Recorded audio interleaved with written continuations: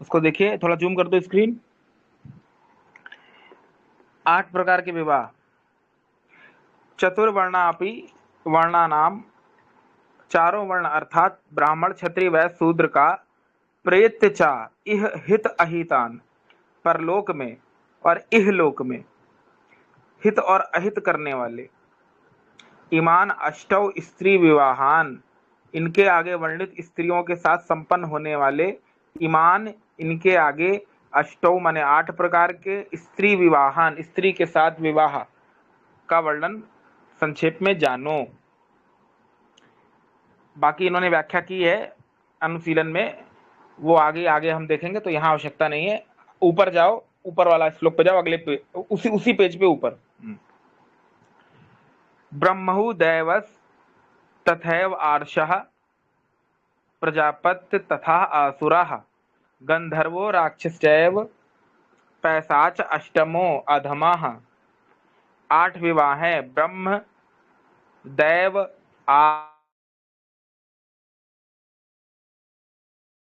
आर्ष, प्रजापति, पिशाच, 8 प्रकार के विवाह होते हैं। कौन कौन से? ब्रह्म विवाह, दैव विवाह, आर्ष विवाह, प्रजापत्य विवाह, आसुर विवाह, गंधर्व विवाह, राक्षस विवाह, और सबसे निकृष्ट होता है पिशाच विवाह। अब ये क्या होता है तो इसको समझिए। ब्रह्म विवाह को स्वयंवर विवाह कहते हैं। उसके लक्षण देखिए, अगला श्लोक देखिए। श्रुति शीलवते, वेद के विद्वान और उत्तम स्वभाव के सदाचारी वर को स्वयं आहुः स्वहमति से, यानी अपनी स्वयं की सहमति से कन्या निमंत्रित करके माता पिता द्वारा आच्छाद व आचरित्वा कन्या को वस्त्र आभूषण दे के अलंकृत करके सत्कार पूर्वक कन्याया दानम, विवाह करके कन्या का प्रदान करना ब्रह्म विवाह कहलाता है। महर्षि क्या लिखते हैं? महर्षि दयानंद जी सत्यार्थ प्रकाश में इसकी व्याख्या करते हुए क्या लिखते हैं? संस्कार विधि में भी विवाह प्रकरण में यही लिखते हैं। क्या लिखते हैं?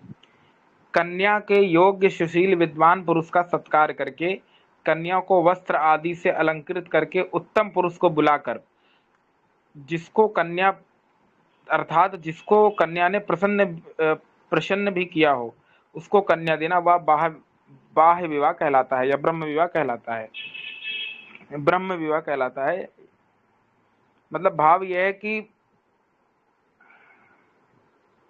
विद्वान लोग गुण कर्म स्वभाव के अनुसार वर को, कन्या ने वर जिसको वरण किया हो, आदर करके सत्कार पूर्वक बुलाकर कन्या को वस्त्र आदि से अलंकृत करके, जैसे आज सगुन आदि देते हैं तो वस्त्र आदि दोनों के आदर सत्कार करके कन्या का प्रदान करना, ये ब्रह्म विवाह के लक्षण हैं। इस विवाह में कोई लेन देन नहीं होता, स्वयं आहुः पदों से में व्यंजित है कि कन्या द्वारा वर का चुनाव किया जाता है। सामान्यतः इसमें माता पिता की भी सहमति होती है, किंतु स्वयंवर में यह अनिवार्य नहीं है, इसमें कन्या की इच्छा प्रमुख होती है। यह विवाह में सबसे उत्तम विधि है। वेदों में पारंगत विद्वान द्वारा अनुमोदित, सम्मत और आचरण अनुरूप होने से इसका नाम ब्रह्म विवाह है।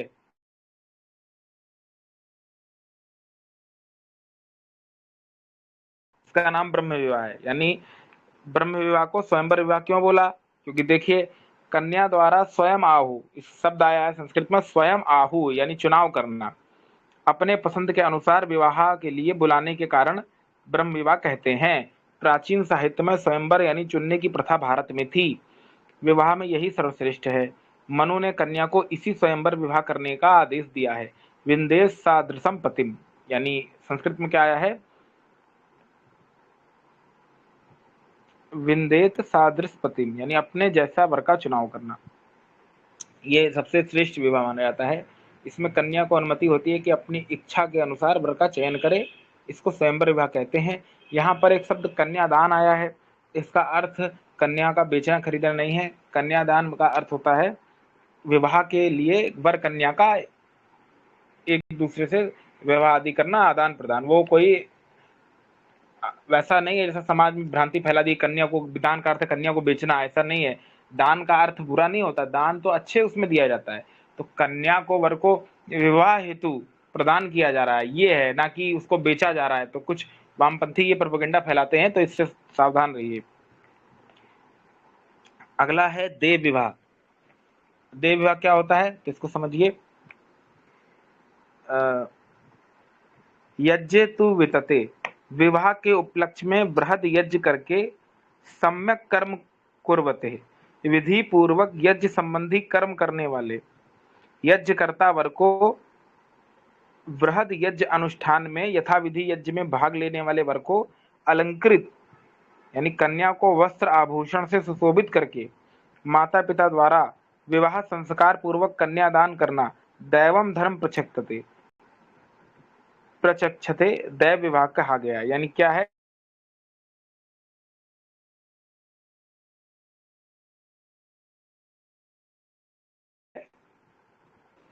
महर्षि गंज क्या लिखते हैं, देखिए, बड़े बड़े यज्ञों में विद्वानों का वर्ण करके, विस्तृत यज्ञ में बड़े बड़े विद्वानों का वर्ण करके उनमें कर्म करने वाले विद्वानों को वस्त्र आभूषण से कन्या को सुशोभित देना या देव विवाह है। यानी देव विवाह क्या है, विवाह के उद्देश्य से आयोजित यज्ञ में विवाह के उद्देश्य से सम्मिलित होकर यज्ञीय क्रियाओं को संपन्न करने वाले विद्वान व्यक्ति का वर्ण कर या पूर्व वर्ण किए हुए आकर यज्ञ कर्म संपादित करते हुए विद्वान को वस्त्र आभूषण से अलंकृत कर कन्या देना देव विवाह कहलाता है। अब देव देव कितने प्रकार के होते हैं, तो देव सात्विक प्रवृत्ति वाले विद्वानों को देव कहते हैं। यज्ञ का अनुष्ठान करना, यज्ञ कर्म करने वाले विद्वान व्यक्ति को कन्या देना, ये दोनों बातें देव रूप में परिणित होती है। यह विधि देवों अर्थात विद्वानों के कर्म रूप है। ऋत्विक शब्द यज्ञ कराने वाले विद्वान ब्राह्मण के लिए प्रसिद्ध होता है, किंतु यहाँ पर प्रसंग में यह शब्द का विशेष अर्थ है। निरुक्त में ऋत्विज को क्या कहा, तो देखिए, ऋतु शब्द के काल विशेष और उद्देश्य विशेष अर्थ हैं। अवसर विशेष या उद्देश्य के लिए यजन करने वाले को ऋत्विक कहते हैं। इस प्रकार विवाह प्रसंग में ऋत्विक शब्द का अर्थ हुआ विवाह के उद्देश्य से आयोजित यज्ञ में विवाह के उद्देश्य से यजन करने वाला अर्थात याज्ञिक क्रियाओं को संपादित करने वाला विद्वान द्विज विवाह के लिए वर्ण किया जाता है। विवाह यज्ञ में वर की प्रमुख रूप से यज्ञ क्रियाओं को संपन्न करता है। प्रचलित टीकाओं में ऋत्विक शब्द का अर्थ यज्ञ कराने वाला ही खाली ग्रहण किया है। यह अर्थ मनु वचन से विरुद्ध है और प्रसंग के अनुकूल नहीं है। मनु ने सभी विवाह विधियां चारों वर्णों के लिए मानी है, उनमें प्रथम चार सभी के लिए उत्कृष्ट हैं और बाकी के चार विवाह निंदित हैं। 8 विवाह में किसी भी विवाह या किसी वर्ण विशेष के लिए निर्धारण नहीं, अपितु योग्यता और प्रक्रिया के अनुसार है। दैव विवाह को केवल ऋत्विक के लिए मानना ये ठीक नहीं। अन्य विवाह विधियां जब अन्य वर्ण के लिए है तो दैव विवाह खाली ऋत्विकों के लिए है तो ठीक नहीं। यानी लोगों ने देव का अर्थ वहां पर देव यज्ञ से ज्यादा ग्रहण कर लिया होगा, तो ऋत्विक के लिए खाली ये विवाह कर दिया, ऐसा नहीं है, ये सबके लिए है। तो देखिए दोनों में अंतर क्या है इसको समझते हैं। ब्रह्म विवाह में स्वयंवर आदि का भी प्रकरण होता है। देव विवाह ऐसे भी हो सकते हैं जैसे आज सामूहिक आदि विवाह होते हैं, तो बड़े बड़े बृहद यज्ञों में कन्या का वर्ण कर देना, सामूहिक विवाह एक साथ कराना, ये सब भी हो सकता है। या स्वयंवर का पूरी तरीके से कहो इसमें पालन ना भी होता हो, अपने अपनी इच्छा से ऐसे हो जाता हो, तो ब्रह्म विवाह को ज्यादा श्रेष्ठ माना है। दूसरे नंबर पे देव विवाह आता है। ठीक है, इसमें स्वयंवर की बात को उतनी गहराई से नहीं रखी गई है, तो हमको बस यही अंतर तो लग रहा है, इन दोनों में यही अंतर हो सकता है। आगे आता है आर्ष विवाह। ये क्या होता है इसको समझते हैं। देखिए, ठीक ठीक, अब देखिए आगे आर्ष विवाह क्या होता है इसको समझते हैं। जो वर से विधि के अनुसार एक गाय बैल व जोड़ा अथवा 2 जोड़े लेकर विधि से कन्या का विवाह संस्कार यज्ञ आदि पूर्वक कन्या को प्रदान करना आर्ष विवाह है। यानी एक गाय या बैल का जोड़ा लेकर कन्या दान कर देना आर्ष विवाह है। बस इतना सा इसमें है, यानी एक गाय बैल का जोड़ा लेके कन्या दान कर दो, ये आर्ष विवाह है।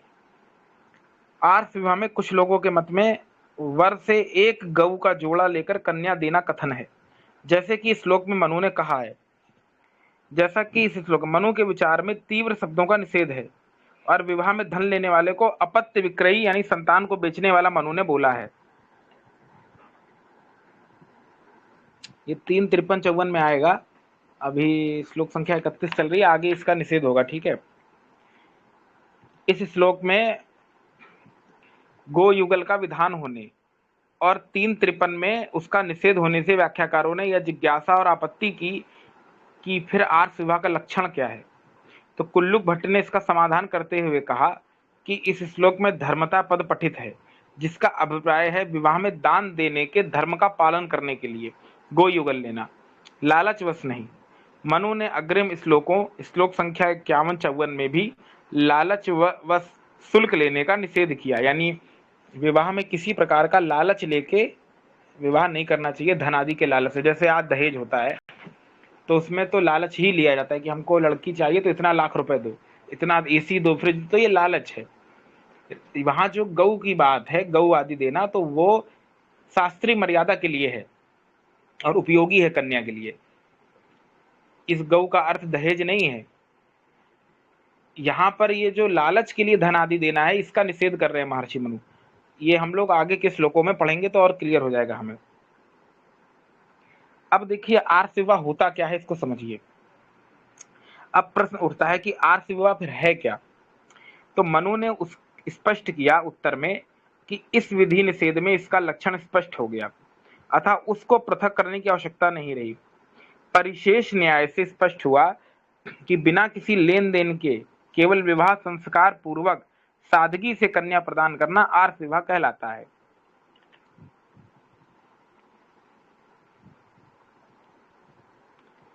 देखिए परिशेष न्याय क्या होता है।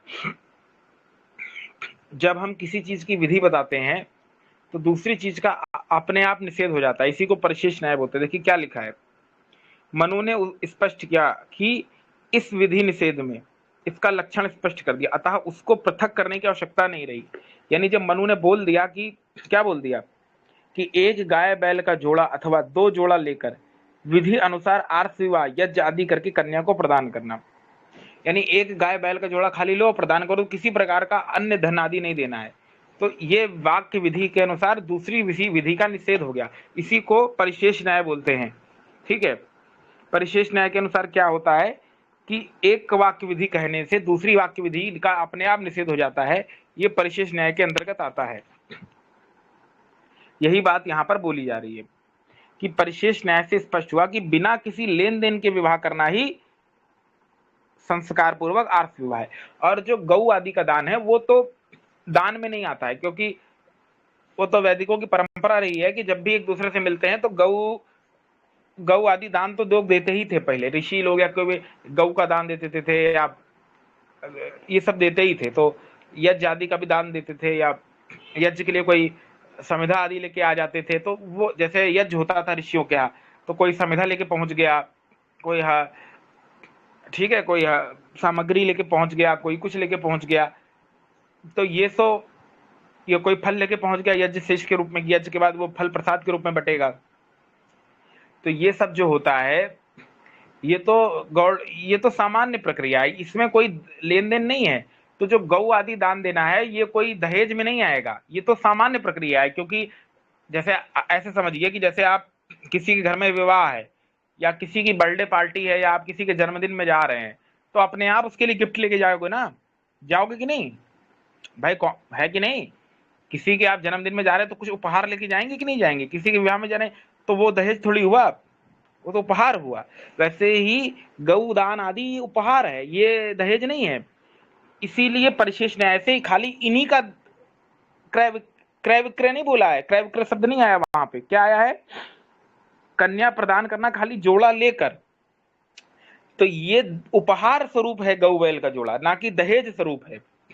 तो इसलिए कन्या का प्रदान कर देना खाली एक जोड़ा लेकर, ये श्रेष्ठ विवाह बोला है। लेकिन यदि इसमें आप धन लगा रहे हैं, वह कर रहे हैं कि लाओ अब इतनी असरफी लाओ, लड़की है तो अब आजकल जैसे चल रहा है टीवी लो, कूलर लो, फ्रिज लो, तो ये लड़की को बेच रहे हैं, खरीद रहे हैं, ये आसुरी विवाह है। अभी आएगा आगे लक्षण। तो परिशेष न्याय क्या होता है कि जब एक विधि वाक्य का वर्णन आ गया तो दूसरी विधि वाक्य, एक विधि वाक्य होने से दूसरा नियम का अपने आप निषेध हो गया। यानी जैसे हमने कहा कि वेदों में कहीं भी, वेदों में हर जगह पे, वेदों में युवावस्था में ही विवाह करना लिखा है, अतः इससे परिशेष न्याय के अनुसार बाल विवाह का निषेध हो गया।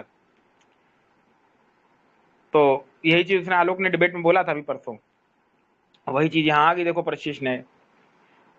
तो अब कोई ये बोले कि वेदों में ये शब्द दिखाओ जहां लिखा हो कि बाल विवाह नहीं करना चाहिए, तब मानेंगे, नहीं तो नहीं मानेंगे। जाओ।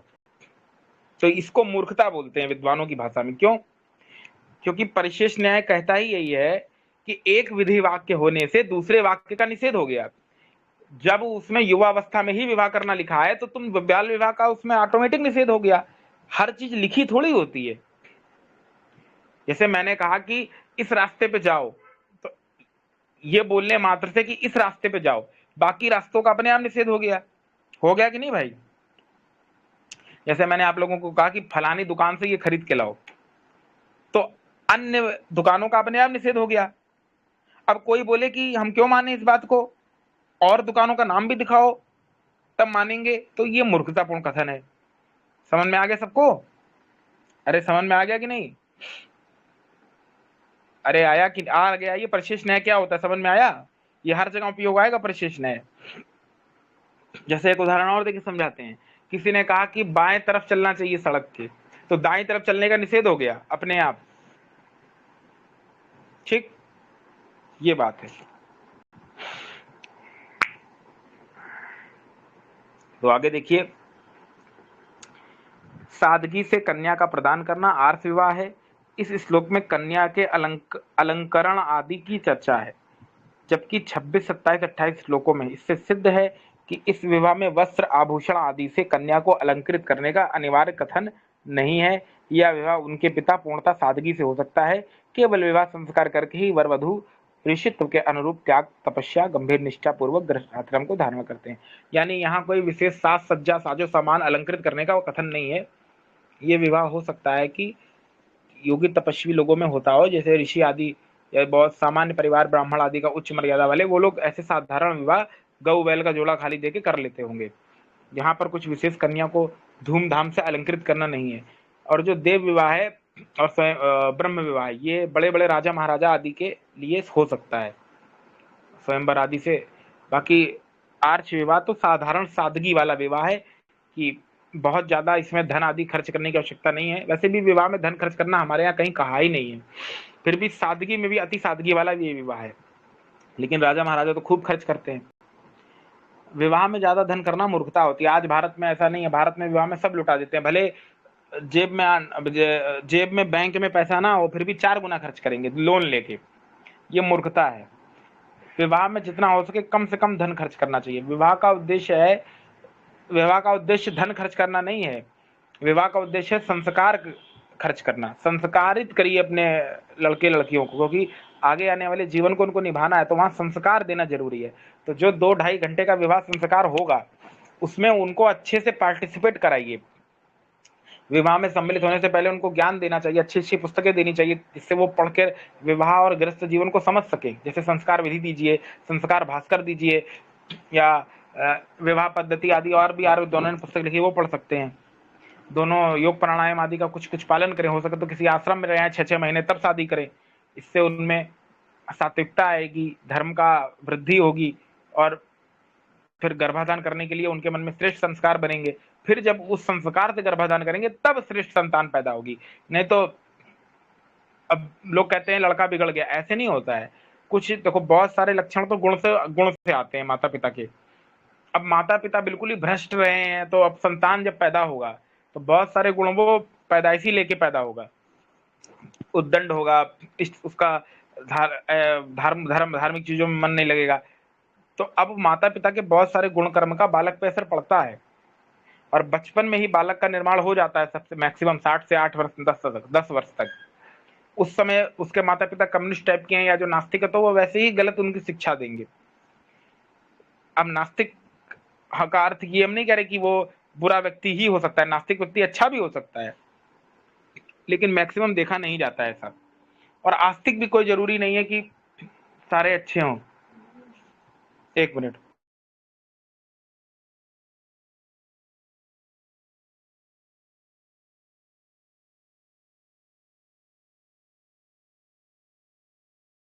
एक मिनट रुकिए, एक मिनट जरा।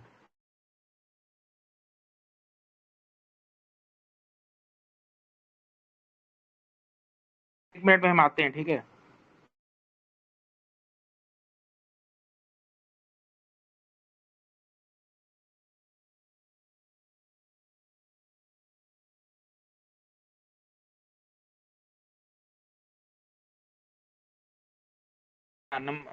चलिए ठीक है। तो देखिए, हम क्या बता रहे थे कि आ, कुछ बोल रहे थे ना हम, क्या बोल रहे थे, कोई बता सकता है क्या बोल रहे थे? ध्यान नहीं आया। आस्तिक नास्तिक, हाँ। तो आस्तिक व्यक्ति भी अच्छा हो सकता है, नास्तिक व्यक्ति भी अच्छा हो सकता है, डिपेंड करता है उनकी शिक्षाओं पे। लेकिन आस्तिक व्यक्ति के धार्मिक होने की ज्यादा संभावना है, क्योंकि अच्छी किताबें, धार्मिक किताबें पढ़ेगा तो उसमें गुण की वृद्धि ज्यादा होगी एज कंपेयर टू नास्तिक व्यक्ति। क्योंकि नास्तिक व्यक्ति कुछ तो मानेगा नहीं, तो उसको किसी चीज का डर रहेगा नहीं, तो उसके बुरे रास्ते पे जाने का ज्यादा संभावना। जैसा कि आप लोग देख ही रहे हैं, तथाकथित नास्तिक सब गलत रास्ते पे ही हैं। आस्तिक व्यक्ति भी बुरा हो सकता है, गलत आचरण कर सकता है, पर उसके सुधरने की संभावना ज्यादा है, क्योंकि वो कहीं ना कहीं धर्म के संपर्क में है। लेकिन लेकिन आस्तिक व्यक्ति का अर्थ यहाँ पर क्या है? जहां जहां भी आस्तिक शब्द आया है वेदों और वहां वेद के साथ आया है, तो वेद आदि का जो ज्ञाता हो, धार्मिक हो, वैसी किताबें पढ़ता हो तो आस्तिक है। अब कोई वेद के विरुद्ध किताबें पढ़ के पुराण आदि भागवत जैसे ग्रंथ या अन्य कपोल कल्पित ग्रंथ पढ़ रहा है, तो फिर वो नास्तिक है। क्योंकि ये सब पुराण पढ़ के व्यक्ति अश्लीलता और चरित्रहीनता ही सीखेगा। इसलिए, या कोई मजहबी ग्रंथ पढ़ रहा है, कुरान बाइबिल आदि, तो इनमें भी मानवता की कोई ठीक शिक्षाएं तो है नहीं, अश्लीलता है और जो है उग्रवाद, और ये कह सकते हैं कि उसमें एक तरीके से मानवता विरुद्ध बातें भी हैं। खैर वो खोल के नहीं बता सकते पब्लिक में, तो ये सब बातें ठीक नहीं है। धार्मिक, हमारे यहाँ आस्तिक शब्द का अर्थ वेद आदि ग्रंथों से ही है। और हमारे यहाँ तो कथन ही है, वेद निंदका नास्तिका, जो वेद की निंदा करता है उसको नास्तिक बोला है मनु महाराज ने। जो कुतर्क से वेद आदि ऋषियों की निंदा, वेद आदि शास्त्रों का अपमान करता है, वो नास्तिक है, और उसी से आस्तिकता भी जुड़ी हुई है। ठीक है, एक व्यक्ति है ईश्वर को नहीं मानता है, लेकिन वो अपमान नहीं करता है वेद का, ऋषियों की मर्यादाओं का, तो वो नास्तिक नहीं है। इसको ऐसे समझते हैं जैसे, अब यहाँ वेद से तात्पर्य क्या है इसको समझिए। ये वो बात नहीं है जो कुरान में आई है कि कुरान की अवहेलना करने वाला कि वो काफिर है, ये नहीं है। यहाँ पर बात यह है कि वेद आदि की निंदा का अर्थ है कि ये कथन मनु महाराज ने तब लिखा है जब आर्यावर्त में वैदिक मर्यादाएं जीवित थी, वेद के अनुसार संविधान था, लोग आचरण करते थे। अब यदि मैं कह दूं कि भारत के संविधान को ना मानने वाला देशद्रोही है,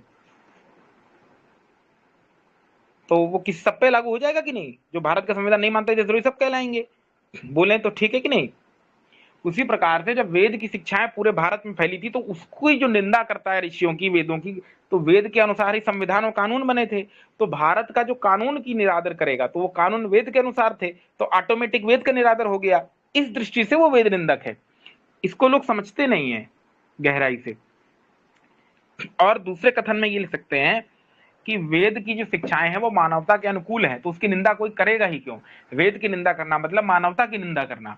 वेद में कहा है कि गौ रक्षा करो, तो गौ मारना, गौ भक्षण करना वो पाप है, क्योंकि एक गौ आपको जीवन में माता से ज्यादा सुख देती है। धन, उस जीवन भर दूध दही मट्ठा मक्खन दही खा रहे हो, पनीर आदि, उसको मार रहे हो, तुमसे बड़ा नीच कौन होगा इस संसार में? गौ छोड़ो, किसी भी पशु को क्यों मारना? अपने जीव के लालच के लिए शाकाहार अपनाइए ना। तो ये मूर्खतापूर्ण तर्क है। और मानवता, और वेद में कहा है मनुर्भवा, मनुष्य बनिए। वो एक वेद में संगठन सूक्त भी आता है, संगच्छम संबद्धव्यम संभो मानासी जानतम। एक और मंत्र आता है, सानो बंधुर जनिता सा विधाता धामानी वेद भुवनानी विश्वा यत्र देवा अमृतमान सानास्तृतीय धामन धैर्यंत। यानी हे परम पिता परमात्मा, हम सब लोग क्या हो, सानुर बंधुर जनिता सा विधाता, सबके बंधु भाई सखा आदि के समान सबको समझे, आत्मा के समान आचरण करें। जैसे अपनी आत्मा को बुरा लगता है वैसे दूसरे के साथ व्यवहार ना करें। जैसे आपकी गर्दन पे कोई छुरा चलाए तो आपको बुरा लगेगा, तो किसी पशु की गर्दन पे क्यों चलाए, तो बुरा नहीं है। तो जो भी लोग मांसाहार आदि करते हैं उनको तुरंत अभी त्याग देना चाहिए। तो ये कुछ कथन यहाँ पर हमने समझाया। तो हमने अभी 3 प्रकार के विवाह जाने, ब्रह्म विवाह, देव विवाह, आर्ष विवाह। ठीक है, 3 प्रकार के विवाह होते हैं। पहला विवाह है ब्रह्म विवाह, स्वयंवर आदि करके और विधिवत विवाह करना। दूसरा है देव विवाह, इसमें बड़े बड़े बृहद विवाह होते होंगे राजा महाराजा आदि वाले, इसलिए देव विवाह कह सकते हैं। तीसरा है आर्ष विवाह। आर्ष विवाह में बिल्कुल सादगी होता है, बहुत ज्यादा अलंकृत आदि, इतना धन की आवश्यकता नहीं है, यानी धन का अर्थ यहाँ दहेज से नहीं है, धन का अर्थ है कि बहुत ज्यादा साजो सज्जा सजावट आदि की उतना नहीं, बिल्कुल साधारण तरीके से विवाह है, खाली बस गऊ का जोड़ा देकर, बैल आदि का बस। और परिशेष न्याय के अनुसार दूसरी चीज का निषेध कर दिया, क्योंकि खाली गौ बैल देना लिखा है तो अन्य धन आदि उपयोगी और बहुमूल्य चीजों का निषेध है, यानी किसी भी प्रकार का क्रय विक्रय नहीं करना है कन्या के लिए, कन्या को बेचना खरीदना नहीं है। आगे अभी और अच्छा इस पे निषेध आएगा कि जो लोग कन्या को बेचते हैं, धन देके विवाह कर रहे हैं, ऐसे लोग राक्षसी विवाह, शायद ऐसा आया है, राक्षसी विवाह में ही आएगा शायद, या आसुरी विवाह है कोई, देखेंगे अभी आगे। ठीक है, एक मिनट जरा, एक कार्य आ रहा है, 1 मिनट में आते हैं थोड़ी देर में।